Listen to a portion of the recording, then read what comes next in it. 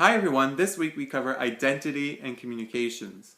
Last week we covered cognitive schemata, which argued that we organize communication phenomena or dialogue into categories. Now we're going to be looking at certain concepts that explain how people communicate to us, which influences our identity. We have direct definitions, identity scripts, and attachment theory. Direct definitions are basically labels that infer how we should be. For example, if you have a friend coming over and you get your home ready, right? You put everything away, you clean up. Your friend arrives and says, "Wow, you're really clean." That would be a direct definition. Because remember, there are certain words that infer how we should be, right? So that's why they're like labels.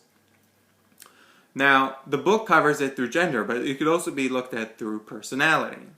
So, how about identity scripts? Identity scripts are communication rules that infer how we should act or behave. So, for example, if you're a student in a class and you perform well, your instructor might say, "Wow, you're a really good student."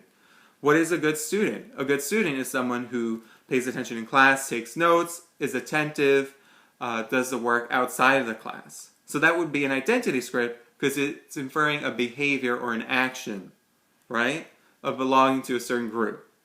The opposite could be true as well. Let's say your instructor says, "Oh, you're a bad student." This infers that you are not paying attention in the class, or you're not doing the work or stuff outside the class. So that could be another example as well. But remember, an identity script is inferring a certain rule for how one should behave or act. So the last concept would be attachment theory. Now, this is looking at the way our parents or our caregivers communicate to us and infer a relational pattern. And it's these relational patterns of intimacy that we internalize and bring to our other relationships. So the book covers 4 of them, right? You have secure, fearful, anxious, and dismissive. I'm just going to focus on 2 because I think these 2, secure attachment style or attachment style and a fearful attachment style, were the most recognizable and identifiable within past students' work.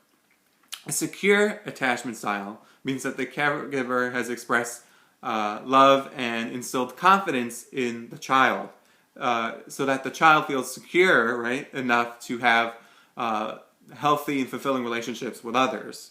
And a really good example of this is if you watch like a lot of family shows and the parents are really warm with their children, that would be creating a secure attachment style within the child. For example, Modern Family, a really popular show, you see the characters Phil and Claire are really warm and loving parents to their kids, and they develop very secure attachment styles with them.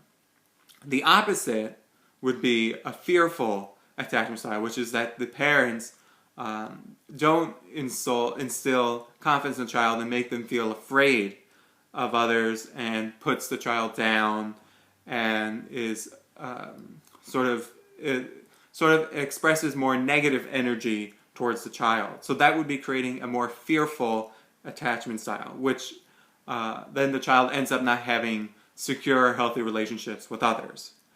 So I'm hoping that I don't have an example for that last one from a TV show, but if you can recognize in a media example, please bring that to my attention, and that way I could use it. So keep that in mind if you want to.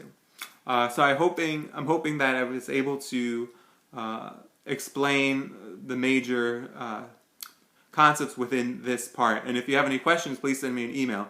And I hope that in your discussion board post that I can see references or acknowledgments to the material, the course book, in the sense of you using information from there, because that shows me that you are doing the textbook reading and stuff. And if you're having issues with the textbook, please contact Post IT and stuff. But yeah, if you have any questions about the material, please send me an email and I'll try to help you out. But thank you.